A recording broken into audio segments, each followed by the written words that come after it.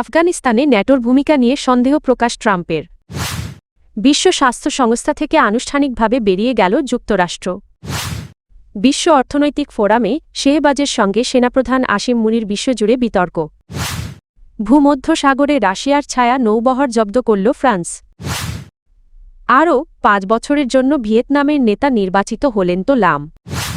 সুইজারল্যান্ডের দাভোসে world economic ফোরামের ফাঁকে ফক্স নিউজকে দেওয়া এক সাক্ষাৎকারে মার্কিন প্রেসিডেন্ট ডোনাল্ড ট্রাম্প ন্যাটো মিত্রদের ভূমিকা নিয়ে সন্দেহ প্রকাশ করেছেন।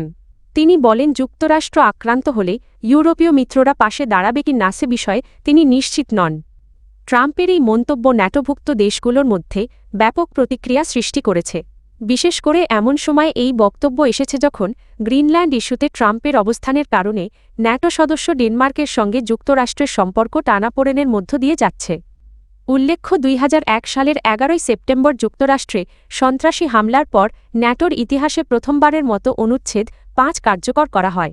এর আওতায় যুক্তরাষ্ট্রের নেতৃত্বে প্রায় 20 বছর আফগানিস্তানে সামরিক অভিযান পরিচালনা করে ন্যাটো ও সহযোগী দেশগুলো।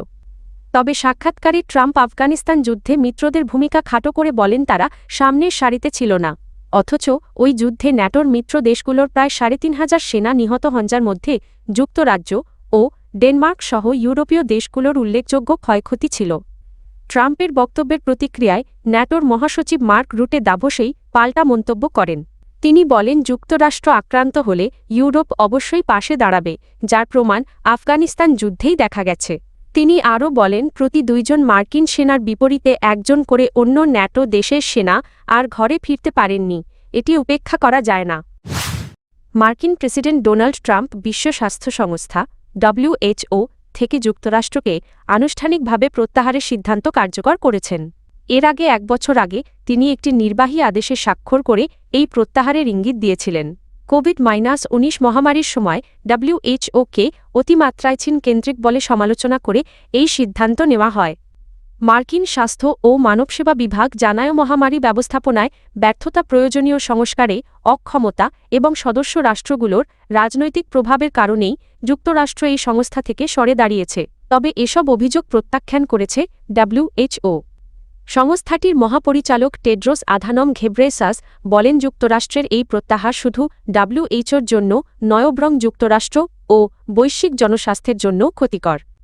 তিনি পোলিও নির্মূল, HIV/AIDS প্রতিরোধ, মাতৃ মৃত্যুর হ্রাস এবং তামাক নিয়ন্ত্রণে WHOর ভূমিকার কথা তুলে ধরেন।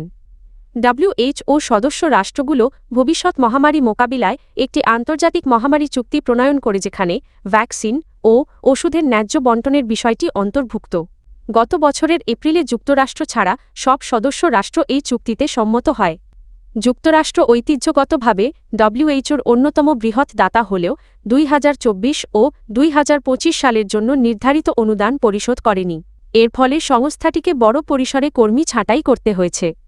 WHOর আইনজীবীদের দাবি, যুক্তরাষ্ট্রের প্রায় $260 মিলিয়ন বকেয়া রয়েছে, যদিও ওয়াশিংটনে অর্থ পরিশোধের কোনো বাধ্যবাধকতা স্বীকার করেনি। বৃহস্পতিবার 22 জানুয়ারি প্রকাশিত সরকারি তথ্য অনুযায়ী বিশ্ব অর্থনৈতিক ফোরামের WEF সম্মেলনের ফাঁকে পাকিস্তানের একটি উচ্চপর্যায়ের প্রতিনিধি দল একাধিক গুরুত্বপূর্ণ দ্বিপাক্ষিক বৈঠকে অংশ নিয়েছে। এসব বৈঠকের মধ্যে ছিল মার্কিন পররাষ্ট্রমন্ত্রী মার্কো রুবিও, সৌদি আরবের পররাষ্ট্রমন্ত্রী প্রিন্স ফয়সাল বিন ফারহান আল সৌদ এবং আজারবাইজানের প্রেসিডেন্ট ইলহাম আলিয়েভ এর সঙ্গে আলোচনা।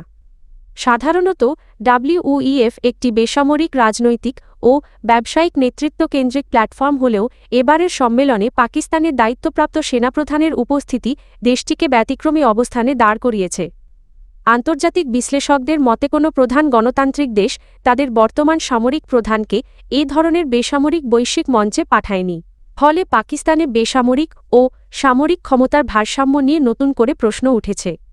পাকিস্তান সরকারের দাবি, বিনিয়োগ আকর্ষণ এবং অর্থনৈতিক স্থিতিশীলতার বার্তা দিতেই প্রধানমন্ত্রী ও সেনাপ্রধান যৌথভাবে সম্মেলনে অংশ নিয়েছেন। বিশেষ করে special investment facilitation council SIFC গঠনের মাধ্যমে খনিজ জ্বালানি, কৃষি ও প্রযুক্তি খাতে বিদেশি বিনিয়োগ বাড়াতে সেনাবাহিনী সরাসরি ভূমিকা রাখছে।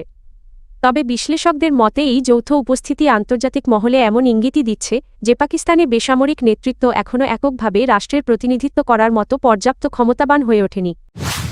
ইউক্রেনে সামরিক অভিযানের জেরে আরোপিত আন্তর্জাতিক নিষেধাজ্ঞা অমান্যের অভিযোগে ভূমধ্যসাগরে রাশিয়ার একটি তেলবাহী ট্যাঙ্কার জব্দ করেছে ফরাসি নৌবাহিনী।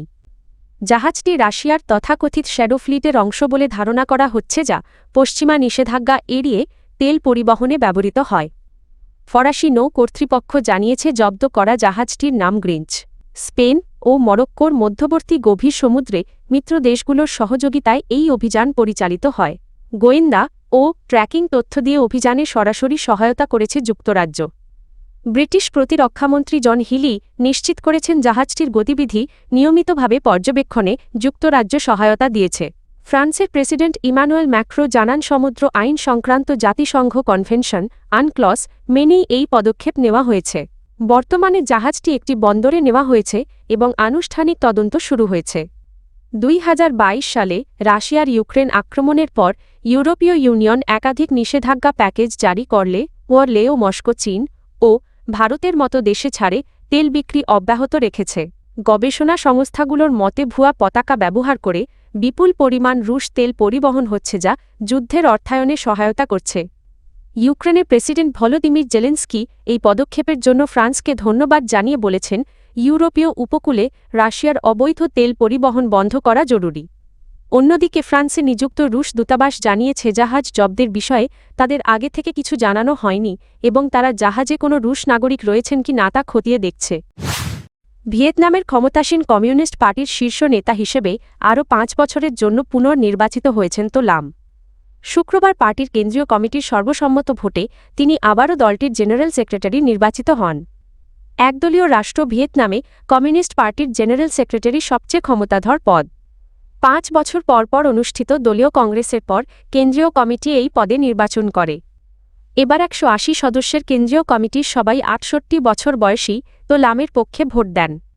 পুনর্নির্বাচনের পর দেওয়া বক্তব্যে তো লাম বলেন, দলের পাশাপাশি রাষ্ট্র ব্যবস্থার ভেতরেও আরও গভীর সংস্কার প্রয়োজন। সততা, দক্ষতা, মেধা ও সাহসের ওপর ভিত্তি করে একটি কার্যকর শাসন ব্যবস্থা গড়ে তোলাই তাঁর লক্ষ্য। এর আগে দলীয় কংগ্রেসে তিনি চলতি দশকে বছরে 10% বেশি অর্থনৈতিক প্রবৃদ্ধির লক্ষ্য ঘোষণা করেন, যা এবার দলীয় প্রস্তাবে অন্তর্ভুক্ত হয়েছে। তবে বিনিয়োগকারী ও কূটনীতিকরা এই লক্ষ্যকে উচ্চাভিলাষী বলে মনে করছেন। বিশ্বব্যাংকের পূর্বাভাস অনুযায়ী আগামী 2 বছরে ভিয়েতনামের গড় প্রবৃদ্ধি হতে পারে প্রায় 6.5%। 2024 সালের মাঝামাঝি দায়িত্ব নেওয়ার পর তো লামের সময়কালে প্রশাসনিক সংস্কার ও আমলাতান্ত্রিক জট কমানোর উদ্যোগ প্রশংসিত হলেও এর ফলে সরকারি খাতে চাকরি হারানো নিয়ে সমালোচনাও রয়েছে। পুনর্নির্বাচনের পর তো লাম দলীয় ঐক্য বজায় রাখার অঙ্গীকার করেন। একই সঙ্গে তিনি ভবিষ্যতে দেশটির প্রেসিডেন্ট হওয়ার আগ্রহ প্রকাশ করেছেন বলে সংশ্লিষ্ট সূত্রগুলো জানিয়েছে। এদিকে তো লামের পুনর্নির্বাচনে অভিনন্দন জানিয়েছেন চীনের প্রেসিডেন্ট শি জিনপিং। তিনি ভিয়েতনাম ও চীনকেও ভিন্ন ভবিষ্যতের অংশীদার হিসেবে উল্লেখ করেন।